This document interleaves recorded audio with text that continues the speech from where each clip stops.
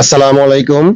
হিসাব বিজ্ঞান দ্বিতীয় পত্রের ৮ নম্বর অধ্যায় মজুত পণ্য হিসাব রক্ষণ পদ্ধতি, এই অধ্যায়ের ১ নম্বর ক্লাসে সবাইকে স্বাগতম। বিসমিল্লাহির রহমানির রহিম। মজুত পণ্যের অঙ্ক করার আগে আমাদের সর্বপ্রথম জানতে হবে যে মজুত পণ্য কাকে বলে। একটি নির্দিষ্ট তারিখে কোনো ব্যবসা প্রতিষ্ঠানের অবিক্রিত এবং অব্যবহৃত পণ্যকে মজুত পণ্য বলে। এই মজুত পণ্য ব্যবসা প্রতিষ্ঠানের মুনাফা অর্জনের প্রধান হাতিয়ার হিসেবে কাজ করে। এটি একটি চলতি সম্পদ। এই মজুত পণ্য সঠিক সময়ে, সঠিক পরিমাণে, সঠিক উৎস হতে গ্রাহকদের চাহিদা মোতাবেক উপযুক্ত মানের পণ্য দ্রব্য সংগ্রহ এবং বিক্রয় বা পণ্য উৎপাদনের উদ্দেশ্যে সংরক্ষণ করা একান্ত জরুরি। মজুত পণ্যের মূল্যায়ন পদ্ধতি। মজুত পণ্যের মূল্যায়ন পদ্ধতি মজুত পণ্যের হিসাব রক্ষণ পদ্ধতির সাথে সম্পর্কিত। মজুত পণ্যের হিসাব রক্ষণ পদ্ধতি দুই প্রকার। এক নম্বর হলো কালান্তিক মজুত পদ্ধতি, দুই নম্বর হলো অবিরাম বা নিত্য মজুত পদ্ধতি। কালান্তিক মজুত পদ্ধতি হলো যে পদ্ধতিতে মজুত পণ্যের হ্রাস বৃদ্ধি সংক্রান্ত প্রতিটি লেনদেন সাথে সাথে হিসাব না রেখে বছর শেষে একবার মাত্র হিসাব রাখা হয়, তাকে কালান্তিক মজুত পদ্ধতি বলে। অর্থাৎ বছর শেষে একবার মাত্র হিসাব রাখা হয় বলে এর নাম কালান্তিক মজুত পদ্ধতি। অর্থাৎ সারা বছর লেনদেনের মাধ্যমে হিসাব না রাখে বছর শেষে একবার মাত্র হিসাব রাখা হয়। সারা বছরে একবার হিসাব রাখা হলে সেটাকে বলা হবে কালান্তিক মজুত পদ্ধতি। আর দুই নম্বর হলো অবিরাম বা নিত্য মজুত পদ্ধতি, যে পদ্ধতিতে মজুত পণ্যের হ্রাস বৃদ্ধি সংক্রান্ত প্রতিটি লেনদেন সাথে সাথে হিসাব রাখা হয়। অর্থাৎ বছরে যতবার লেনদেন হবে ততবারই সাথে সাথে লিখে রাখা হয় বলে একে অবিরাম নিত্য পদ্ধতি বলা হয়। অর্থাৎ বছরে যতবার লেনদেন করা হবে ঠিক ততবারই মজুত পণ্যের হিসাব রাখা হলে তাকে অবিরাম বা নিত্য মজুত পদ্ধতি বলা হবে। আর বছর শেষে যদি একবার হিসাব রাখা হয় মজুত পণ্যের, তখন সেটা হবে কালান্তিক মজুত পদ্ধতি। কালান্তিক মজুত পদ্ধতি বা অবিরাম নিত্য মজুত পদ্ধতি উভয় ক্ষেত্রেই মজুত পণ্যের মূল্যায়ন সাধারণত তিন ভাবে করা হয়। ক নম্বরে হলো আগে মাল আগে ছাড়া পদ্ধতি, অর্থাৎ ফার্স্ট ইন ফার্স্ট আউট, যাকে সংক্ষেপে ফিফো দ্বারা প্রকাশ করা হয়। খ নম্বরে হলো পরের মাল আগে ছাড়া পদ্ধতি, অর্থাৎ লাস্ট ইন ফার্স্ট আউট, যাকে সংক্ষেপে লিফো দ্বারা প্রকাশ করা হয়। এবং গ নম্বরে হলো ভারযুক্ত গড় পদ্ধতি, ওয়েটেড অ্যাভারেজ মেথড। পরবর্তীতে এই তিনটি বিষয় নিয়ে বিস্তারিত আলোচনা করব। তারপর আমাদের এই অধ্যায়ের কিছু প্রয়োজনীয় যে সূত্রগুলো আছে সেগুলো আমাদের জানতে হবে। এক নম্বর হলো মোট ক্রয়কৃত পণ্য একক বা টাকার পরিমাণ নির্ণয়। তাহলে আমরা প্রথমে এখানে শুধু ক্রয়গুলো আসবে, যতবার ক্রয় করব ঠিক সেগুলো এখানে আসবে এবং এককের সাথে এই দর গুণ করলেই আমাদের কিন্তু এই টাকার পরিমাণটা বের হয়ে যাবে। দুই নম্বর বলছে যে বিক্রয়যোগ্য বা ব্যবহারযোগ্য বা মোট প্রাপ্তির পণ্যের একক বা টাকার পরিমাণ নির্ণয়। সেক্ষেত্রে আমাদের এই এক নম্বরে যে ছকটা সেটাই এখানে টানবো, শুধুমাত্র এখানে আমাদের প্রারম্ভিক মূল পণ্যটা আসবে, আর এখানে কিন্তু প্রারম্ভিক মূল পণ্য আসবে না। তিন নম্বর বলছে যে বিক্রয়কৃত বা ইস্যুকৃত পণ্যের একক বা ব্যয়ের পরিমাণ নির্ণয় করো। তো এখানে শুধুমাত্র ইস্যু বা বিক্রয়গুলো আসবে, যত ইস্যু বা বিক্রয় আছে সেগুলো এখানে আসবে। চার নম্বরে হলো সমাপনী পণ্যের পরিমাণ। এটা সূত্র হলো প্রারম্ভিক মজুত, তার সাথে মোট ক্রয় যোগ করব, তার সাথে আমরা কারখানা থেকে ফেরত মাইনাস মোট ইস্যু, সেখান থেকে ক্রয় ফেরত বাদ দিব। বাদ দেওয়ার পরে লাস্ট আমরা ঘাটতি থাকলে ঘাটতিটা বাদ দিব যদি অঙ্কে থাকে ঘাটতি। পাঁচ নম্বর সূত্র হলো ঘাটতি বা বিনষ্ট পণ্যের পরিমাণ নির্ণয়। প্রারম্ভিক মূল পণ্য যোগ মোট ক্রয় প্লাস কারখানা থেকে ফেরত মাইনাস মোট ইস্যু মাইনাস ক্রয় ফেরত মাইনাস হলো সমাপনী মূল পণ্য। দেখো এই সূত্রটা আর এই সূত্রটা কিন্তু সেম, মানে একই। যদি আমরা ঘাটতিটা বাদ দেই তাহলে আমাদের সমাপনী পণ্যের পরিমাণটা বের হয়ে যাবে। আর ঘাটতিটা যদি আমি এই পাশে দেই সেক্ষেত্রে আমাদের এখানে কি করতে হবে, সমাপনী মূল পণ্য বাদ দিতে হবে। অর্থাৎ সমাপনী মূল পণ্য বের করতে বললে ঘাটতি বাদ দিব, আর ঘাটতি বা বিনষ্ট পণ্য বাদ দিলে আমরা সমাপনী মূল পণ্যকে বাদ দিব। আশা করি তোমরা এই 4 নম্বর এবং 5 নম্বর বুঝতে পারছো। 6 নম্বরে বলছে যে বিক্রিত পণ্যের ব্যয় নির্ণয় করো। তাহলে সূত্র হলো প্রারম্ভিক মূল পণ্য যোগ নিট ক্রয়। নিট ক্রয় বলতে ক্রয় থেকে ক্রয় ফেরত বাদ দিয়ে মাইনাস সমাপনী মূল পণ্য মাইনাস বিনষ্ট পণ্য বা নষ্ট পণ্য, একই কথা, বা ঘাটতি, যেটা বলি না কেন আমরা এখানে ঘাটতি দিলেও হবে। বিনষ্ট পণ্য, নষ্ট পণ্য বা ঘাটতি, ঠিক আছে, এগুলো আমাদের বাদ দিতে হবে। একটা বিষয় সবসময় মনে রাখতে হবে, সেটি হলো যখন কোনো অঙ্কের মধ্যে ইস্যু কথাটি লেখা থাকবে তখন বুঝতে হবে এটি একটি উৎপাদনকারী প্রতিষ্ঠান, আর যখন কোনো অঙ্কের মধ্যে বিক্রয় কথা লেখা থাকবে তখন বুঝতে হবে এটি একটি ক্রয় বিক্রয়কারী প্রতিষ্ঠান। ইস্যু বলতে বোঝানো হয় প্রয়োজনের সময় গুদামঘর থেকে বা গোডাউন থেকে পণ্য বা কাঁচামাল বের করা, মানে গোডাউন থেকে বের করে কারখানায় নিয়ে যাওয়া, এটা হলো ইস্যু। আর বিক্রয় আমরা সবাই জানি যে বিক্রয় করা। এই শর্তটা ব্যবহার করতে হবে। প্রথমে তারিখ, তারপর বিবরণ, তারপর আমরা 3টা ঘর টানবো, মানে ক্রয়ের ঘর, ইস্যুর ঘর এবং ব্যালেন্স বা জেরের ঘর। এই 3টা ঘরের ভিতরে আমার 3টা করে ঘর হবে। একক, দর, টাকা, একক, দর, টাকা, একক, দর, টাকা। অর্থাৎ প্রথমে আমরা এই 3টা ঘর টানবো একটু বড় করে, যাতে করে এই 3টার ভিতরে আবার যেন 3টা ঘর হয়। এককের ঘর, দরের ঘর এবং টাকার ঘর। সবসময় এককের সাথে দর গুণ করলে আমাদের কিন্তু এই টাকার পরিমাণটা বের হয়ে যাবে। তাহলে প্রথমে আমাদের ব্যালেন্স বা জের সবসময় আমাদের এইখানে নামাতে হবে, ব্যালেন্স বা জেরের ঘরে। তারপর ক্রয়গুলো, যত ক্রয় আছে সব ক্রয়গুলো ক্রয় ঘরে নামাবো, এবং যত ইস্যু বা ঘাটতি আছে সব ইস্যু বা ঘাটতি ইস্যুর ঘরে নামাবো। ক্রয় ফেরত গুলো নামাবো ইস্যুর ঘরে, এবং কারখানা থেকে ফেরত আসলে সেটা নামাবো আমরা ক্রয়ের ঘরে বা প্রাপ্তির ঘরে। এখানে ক্রয়ের পরিবর্তে প্রাপ্তি দিলে হবে। সবাইকে লক্ষ্য করো, আমরা সবসময় এই ব্যালেন্স বা জেরের ঘরটাকে গোডাউন বা গুদাম ঘর মনে করব, যেখানে পণ্য ক্রয় করে আমরা স্টকে রাখি, মানে জমা করে রাখি। প্রয়োজনের সময় এই গোডাউন থেকে, মানে এই ব্যালেন্স থেকে আমাদের কি করতে হবে, ইস্যু করতে হবে। অর্থাৎ ইস্যু করা মানে এই গোডাউন ঘর থেকে প্রয়োজনের সময় বের করা। যতবার আমরা পণ্য ক্রয় করব ততবার কিন্তু আমাদের এই গোডাউন মানে ব্যালেন্স কিন্তু বাড়বে, আর যতবার আমরা ইস্যু করব ততবার কিন্তু এই ব্যালেন্স বা গোডাউন থেকে কিন্তু কমে যাবে। আশা করি তোমরা এই ব্যাপারটা বুঝতে পারছো।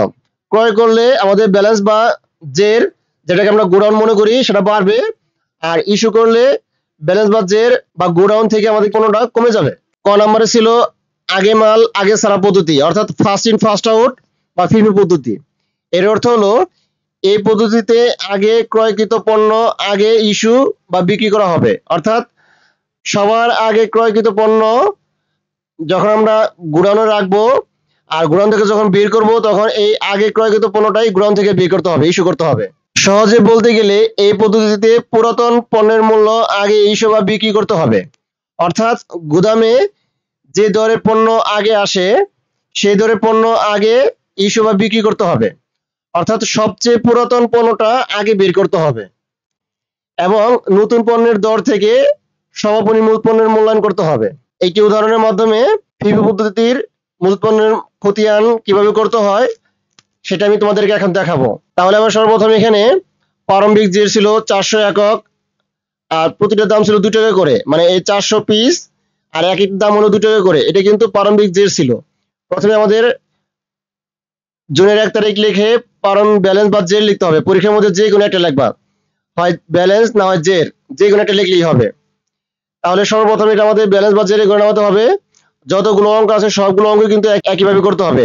মানে প্রারম্ভিক যে জের ছিল সেটা সবসময় আমাদের সরাসরি এই জের বা ব্যালেন্সে করে নামবে। প্রারম্ভিক জের বলতে এটা জুন মাসের অঙ্ক, তার মানে মে মাসের 31 তারিখে যে সমাপনী ছিল, মানে অবিকৃত পণ্য ছিল, সেটা কিন্তু জুন মাসে এসে অর্থাৎ পরবর্তী মাসের 1 তারিখে সেটা প্রারম্ভিক হয়ে গেছে। এই জন্য প্রারম্ভিকটা আমাদের সর্বপ্রথম নামাতে হবে। 400 একক 2 টাকা করে ছিল, এই দুটো গুণ করলেই আমাদের 800 টাকা বের হয়ে যাবে। আশা করি তোমরা এইটা বুঝতে পারছো সবাই। তারপর আমরা জুনের 5 তারিখে নতুন করে ক্রয় করছি 500 একক, যার প্রতিটার দাম হলো 2 টাকা 50 পয়সা। তাহলে ক্রয় করলাম, আমরা ক্রয় করে নামাতে হবে 500 একক 2 টাকা 50 পয়সা করে, আমাদের আসবে হলো 1250 টাকা। তার মানে এই 500 এবং 2 টাকা 50 পয়সা এই দুটো গুণ করলেই আমাদের এই 1250 টাকা আসবে।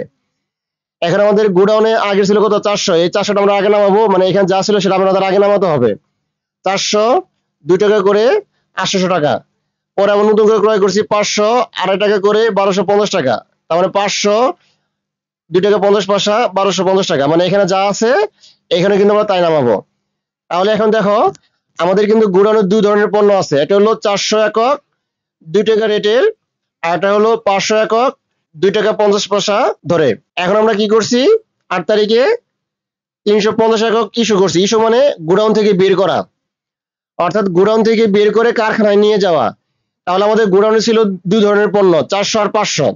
তাহলে যেহেতু আমরা এখানে ফিফো মেথড করতেছি, আর ফিফো মেথডের মূল থিম হলো সবচেয়ে পুরাতন পণ্যটা আমরা আগে বের করব, মানে আগে ক্রয়কৃত পণ্যটা আগে বের করব। এখানে আমাদের আগে ছিল হলো 400, এটা কিন্তু পুরাতন, কারণ এখানে কিন্তু গত মাসের ছিল। আর 500 কিন্তু আমাদের এই মাসে 5 তারিখে কিনছি, নতুন, এটা কিন্তু নতুন। তার মানে এই 400 হলো পুরাতন এবং 500 হলো নতুন। এখন আমাদের যখন আমরা ইস্যু করব, মানে গোডাউন থেকে বের করব, তখন কিন্তু এই পুরাতনটাকে বের করব। তাহলে আমাদের ইস্যু করছে হলো 350 একক, এই যে এখানে 350 একক ছিল, তাহলে এই 350 একক বের করবো হলো এই 400 থেকে, মানে এই 400 থেকে এই 350টা বের করব। তাহলে 400 রেট ছিল 2 টাকা করে, তাহলে 350 রেট হবে 2 টাকা করে হবে। তাহলে দুইটা গুণ করলে আমাদের আসবে 700 টাকা।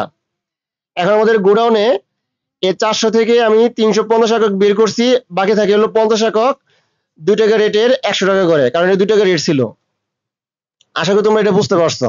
তারপর জুন মাসের 12 তারিখে আবার ক্রয় করছি 450 একক, প্রতিটি 3 টাকা করে ক্রয় করছি।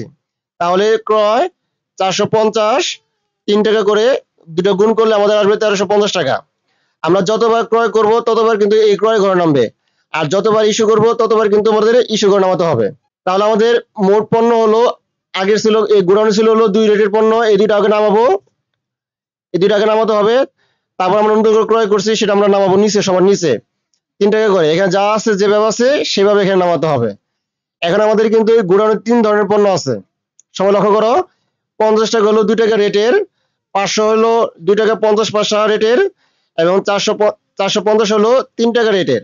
তার মানে 3 রেটের পণ্য কিন্তু আমাদের গোডাউনে অলরেডি রয়ে গেছে।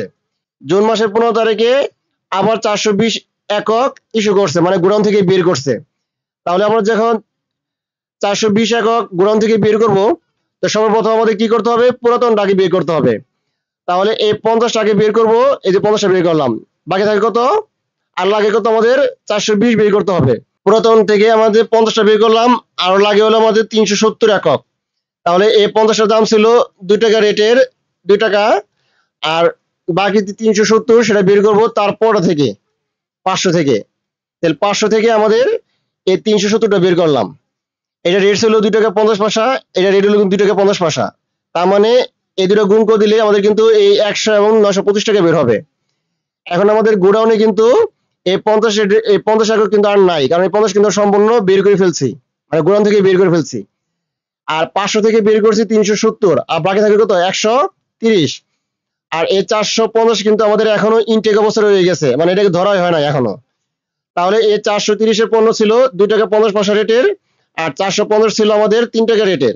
তার মানে দুটো গুণ করলে আমাদের কিন্তু এই মানগুলো বের হয়ে যাবে।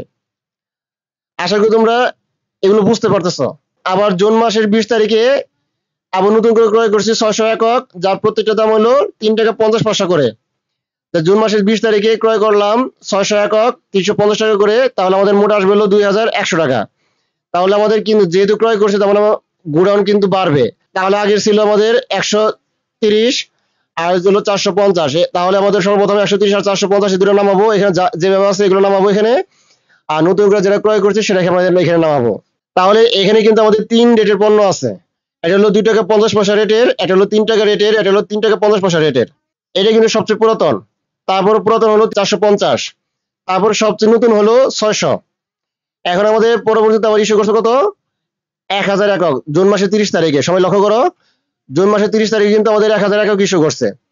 তাহলে ইস্যু হবে আমাদের 1000, যেহেতু সর্বপ্রথম আমাদের নিব হলো পুরাতনটা 130 আগে নিতে হবে, তারপর 450 সম্মানিত হবে।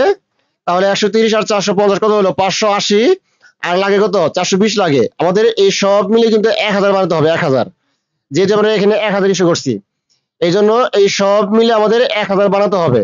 তাহলে সর্বপ্রথম আমাদের 130 নিব, আর এখান থেকে নিব সম্পূর্ণ 450, আর লাগে কত আমাদের 130 450, তারপর 580, আর লাগে হলো আমাদের 420। এই 420 নিব হলো এই 600 থেকে।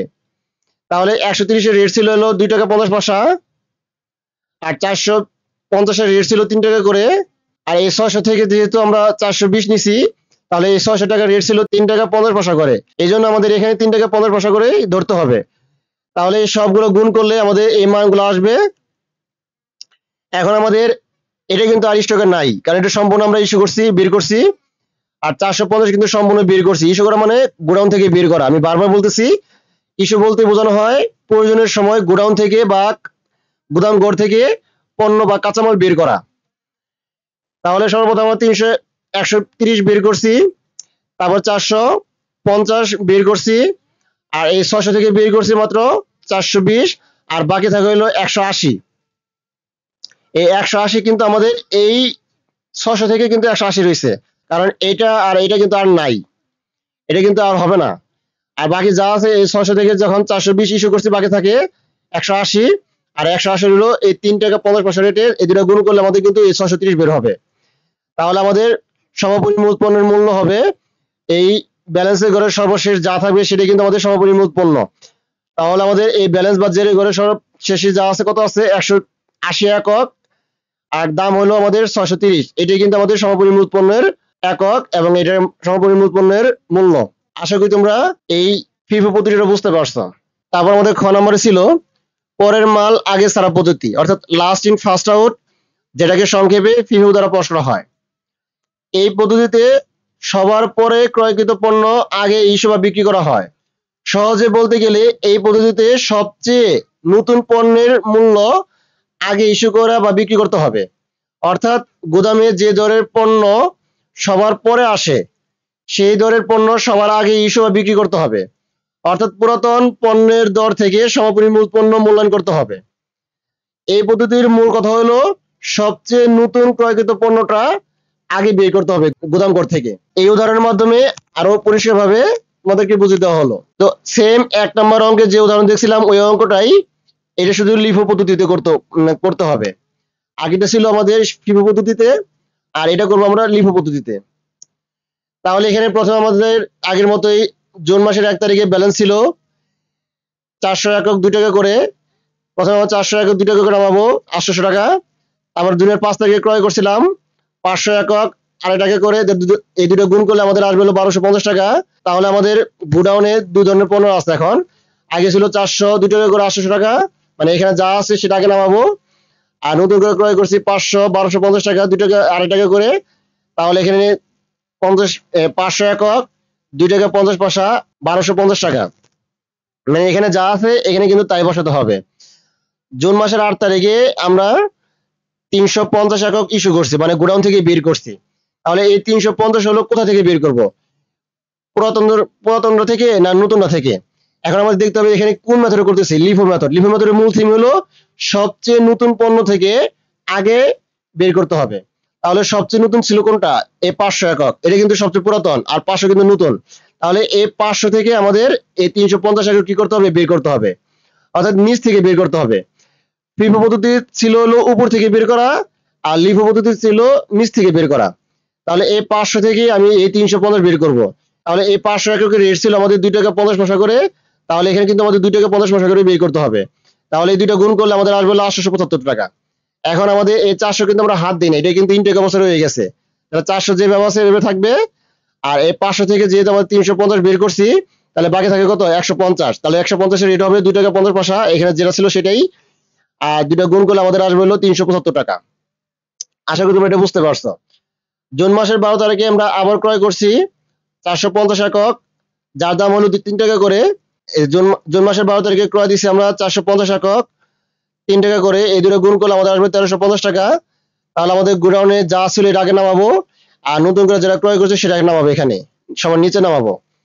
তাহলে দেখো এখানে কিন্তু আমাদের 3 রেটের পণ্য আছে, 2 টাকা 2 টাকা 50 পয়সা এবং 3 টাকা, আর 3 ধরনের একক আছে আমাদের এখানে। তাহলে এখানে সবচেয়ে পুরাতন হলো 400 একক, তারপরে পুরাতন হলো 150 একক, তারপরে সবচেয়ে নতুন হলো 450 একক। এখন আমরা যখন ইস্যু করব, এখানে আমাদের 15 তারিখে 420 একক ইস্যু করা হয়েছে। যখন আমরা ইস্যু করব তখন কিন্তু আমরা সবচেয়ে নতুন যে পণ্য সেটা কিন্তু ইস্যু করব, কারণ লিফো পদ্ধতির মূল থিম হলো সবচেয়ে নতুনটা ইস্যু করতে হবে আগে। তাহলে এখানে নতুন হলো কত 450, এই 450 থেকে আগে ইস্যু করব। তাহলে যেহেতু আমাদের 420 একক ইস্যু করতে হবে, তাহলে 450 থেকে কিন্তু আমরা 420 সহজে কিন্তু ইস্যু করতে পারি। তাহলে এই 450 থেকে এই 420 কি করলাম, গোডাউন থেকে বের করলাম। 3 টাকা রেট ছিল, এটা কিন্তু 3 টাকা করে ছিল। তাহলে দুটো গুণ করলে আমাদের কিন্তু এই 1260 টাকা বের হবে। এখন আমাদের এই 400 যে ব্যবস্থা সেভাবে থাকবে, 150 যে ব্যবস্থা সেভাবে থাকবে, আর এই 450 থেকে যেহেতু আমরা 420 ইস্যু করছি, বাকি থাকে কত 30 একক। এই 30 একক রেট হলো 3 টাকা করে, দুটো গুণ করলে আমাদের আসবে 90 টাকা। আশা করি তোমরা এটা বুঝতে পারছো। জুন মাসের 20 তারিখে আবার ক্রয় করছে 600 একক। জুন মাসের 20 তারিখে কিন্তু আবার 600 একক ক্রয় করছে 3 টাকা 50 পয়সা করে। তার জুন মাসের 20 তারিখে ক্রয় 600 একক 3 টাকা 50 পয়সা, দুটো গুণ করলে আমাদের আসবে হলো 1100 টাকা। এখন আমাদের স্টকে যেভাবে আছে সেভাবে আগে নামাবো, আর এটা যেহেতু নতুন ক্রয় করছে 600, এই 600টা কিন্তু আমার সমস্যা সে নামাতে হবে। 3 টাকা 50 পয়সা করে 2100 টাকা। এখানে কিন্তু আমাদের 4 ধরনের পণ্য আছে, 4 রেটের 4 ধরনের পণ্য আছে। তাহলে সবচেয়ে পুরাতন হলো 400 একক, তারপর পুরাতন হলো 150 একক, তারপর পতন হলো 30 একক, আর সবচেয়ে নতুন কিন্তু 600 একক, কারণ এটা কিন্তু আমরা 20 তারিখে ক্রয় করছি, সবচেয়ে নতুন মানে ইনটেক এবং নিউ প্রোডাক্ট। এখন আমরা যখন ইস্যু করব মানে গোডাউন থেকে যখন বের করব, তখন কিন্তু এই নতুন থেকে আগে বের করতে হবে, এই নতুন থেকে পর্যায়ক্রমে উপর দিকে যাবে। তাহলে এখানে আমরা বের করছি হলো 1000 একক। তাহলে সবার আগে এই 600 বের করব। 600 রেট ছিল হলো 3 টাকা 50 পয়সা করে, 3 টাকা 50 পয়সা। তাহলে আমাদের আসবে হলো 2100 টাকা। তারপর আমাদের 30 একক বের করব, রেট ছিল 3 টাকা করে, 3 টাকা করে 90 টাকা। তারপর আমরা বের করব 150 একক, রেট ছিল 2 টাকা 50 পয়সা, 375 টাকা। এখন আমাদের 630 এবং 150, তাহলে মোট কত হলো 780 একক হলো। আর লাগে কত 220 লাগে। এই 220 নিবে হলো এই 400 থেকে, এই 400 থেকে আমরা কিন্তু 220 নিতে হবে।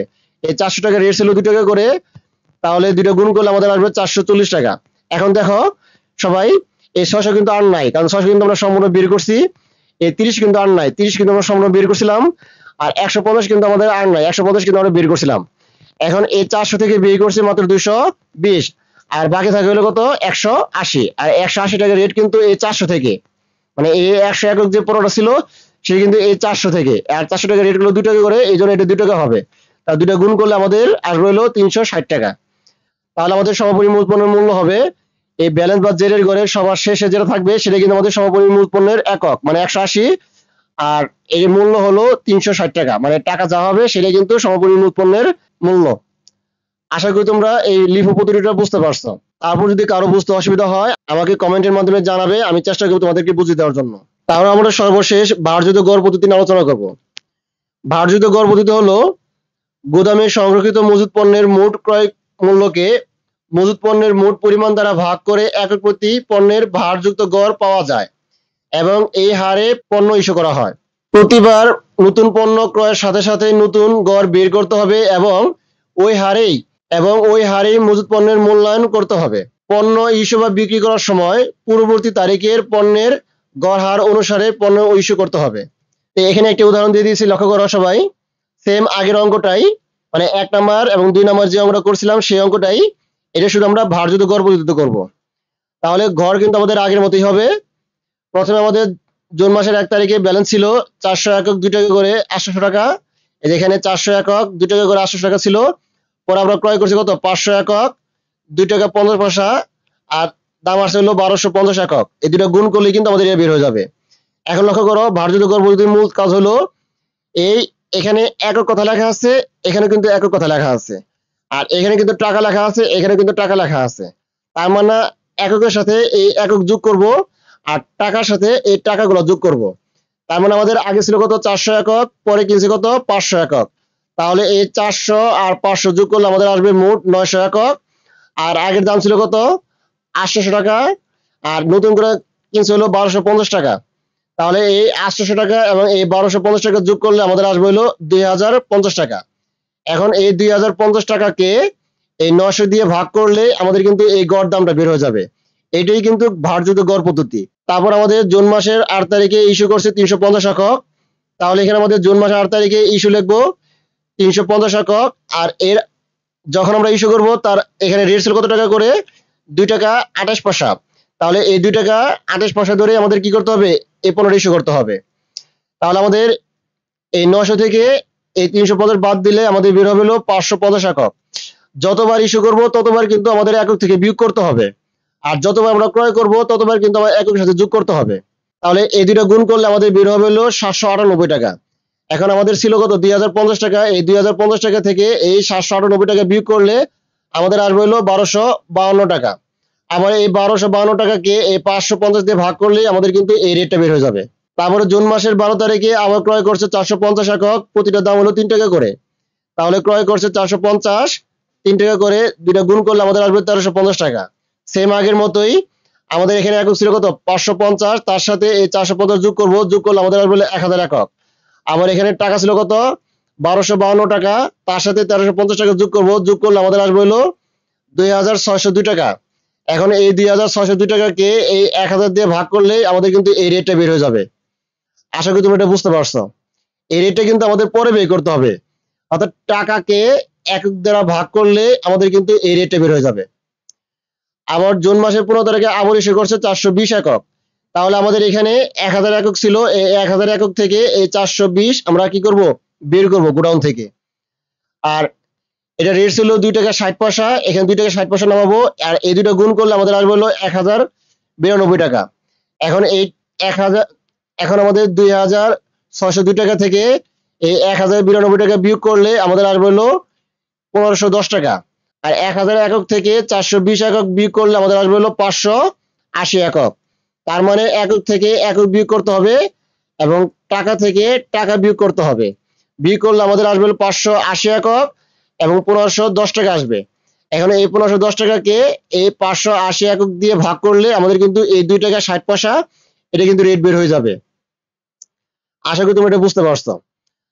আবার জুন মাসের 20 তারিখে আবার ক্রয় করছে 600 একক, তাহলে এখানে ক্রয় লিখবো 600 একক 3 টাকা 50 পয়সা, এই দুটো গুণ করলে আমাদের আসবে হলো 2100 টাকা।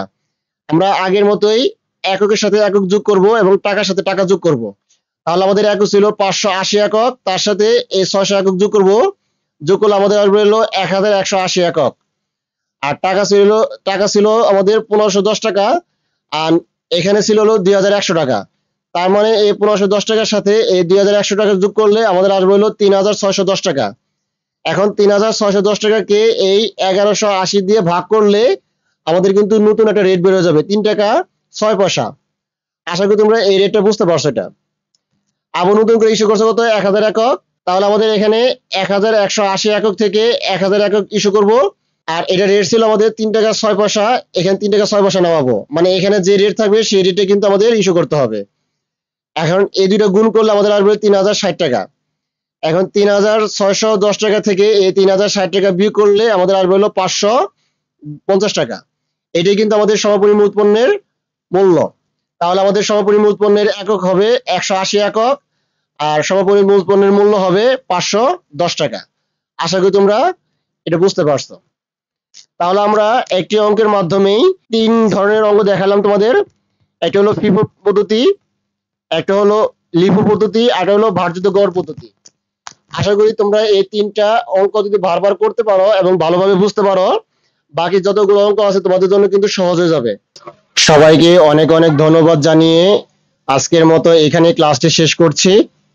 লাইক, কমেন্ট এবং শেয়ারের মাধ্যমে তোমার বন্ধুদেরকে জানিয়ে দাও, যাতে তারা একটু হলেও উপকৃত হয়।